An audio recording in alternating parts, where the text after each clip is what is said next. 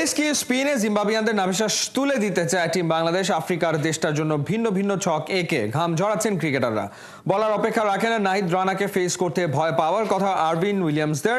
Tiger পেসাররা যে তেঁতে আছেন সেটাই ফুটে উঠেছে সিলেটে দ্বিতীয় দিনের ট্রেনিংয়ে। সাইফুল রূপকের রিপোর্ট। ডেডলি ইয়র্কার, গুড লেন্থের delivery, too hot to handle, line length, গতি, এগ্রেশনে নাহিদ রানা বনে গেছেন বিশ্ব ক্রিকেটেরই হট কেক।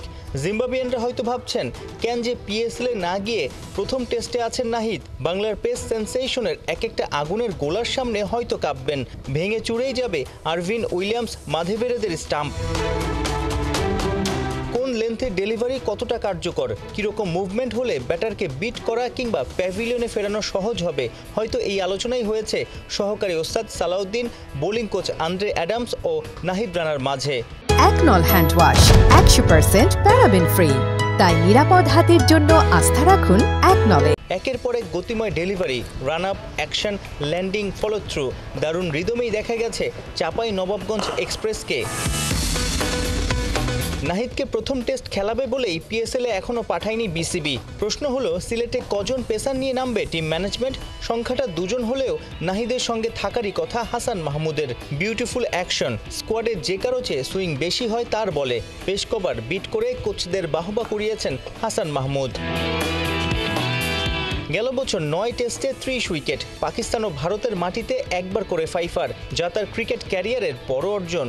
আমি বলবো যে ফাইফারগুলোই আমার কাছে খুব মানে ভালো লাগছে আর কি, টি ইন্ডিয়ার সাথে পাকিস্তানের সাথে। ইন্ডিয়ার ব্যাটিং অর্ডার বেশি শক্তিশালী ছিল না পাকিস্তানের? অবশ্যই বলবো যে ইন্ডিয়ার ব্যাটসম্যানরা অবশ্যই পাকিস্তানের থেকেও একটু বেশি টাফ ছিল, বাট উইকেট নেওয়াটা খুব এনজয়ের। তো আমি যার উইকেট নেই আমার খুব ভালো লাগে।